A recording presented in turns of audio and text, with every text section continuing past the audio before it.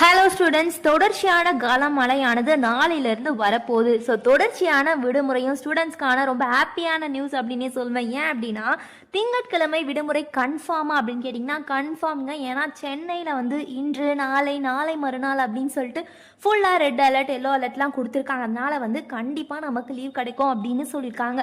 So இந்த மாதிரி எல்லா நியூஸும் நீங்கள் வந்து உடனுக்குடன் தெரிஞ்சுக்கணும் அப்படின்னு சொன்னால் நம்மளுடைய சேனலை மறக்காமல் சப்ஸ்கிரைப் பண்ணிக்கோங்க.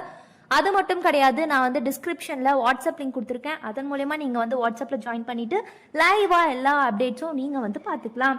ஸோ வந்து நாளை பொறுத்த வரைக்கும் கனமழையானது எங்கெங்கே பெய்ய வாய்ப்பு இருக்குது அப்படின்னு சொல்லியிருக்காங்கன்னா சென்னை, திருவள்ளூர், காஞ்சிபுரம், செங்கல்பட்டு, விழுப்புரம், புதுச்சேரி, கடலூர், நீலகிரி, கோயம்புத்தூர், திண்டுக்கல், தேனி, தென்காசி, கன்னியாகுமரி இந்த மாதிரியான மாவட்டங்களில் கண்டிப்பாக வந்து மழை பெய்யும். ஸோ கனமழைக்கும் வாய்ப்பு இருக்குது, விட்டு விட்டும் வந்து மழை பெய்யும் அப்படின்னு சொல்கிறாங்க. ஸோ எந்த மாவட்டங்களில் கனமழை அப்படின்றது வந்து தெளிவாக வந்து கேட்டிங்க அப்படின்னு சொன்னால் கண்டிப்பாக சென்னையில் வந்து 100% வந்து கனமழையானது பெய்யும் அப்படின்னு சொல்கிறாங்க.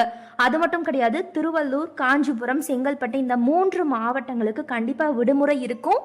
அது மட்டும் கிடையாது, இந்த வேலூர், திருப்பத்தூர், ராணிப்பேட்டை இதெல்லாம் வந்து பார்த்திங்கன்னா ராணிப்பேட்டையில் கண்டிப்பாக மழை பெய்யும், அங்கே லீவ் விடுவாங்க.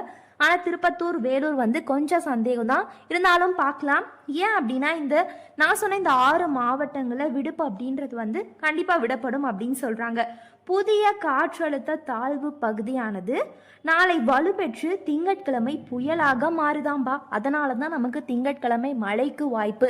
ஸோ வந்து ஞாயிற்றுக்கிழமையிலேருந்தே மழை பெய்யக்கூடும் அப்படின்ற மாதிரியான தகவல்களும் வந்து சொல்லிட்டு இருக்காங்க.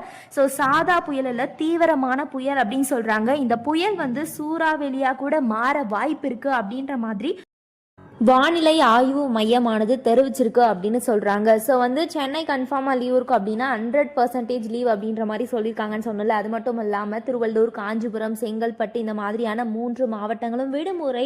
மேலும் இந்த வேலூர், திருப்பத்தூர், ராணிப்பேட்டை இதெல்லாம் வந்து கொஞ்சம் சந்தேகமாக இருக்குது அப்படின்ற மாதிரி சொல்லியிருக்காங்க.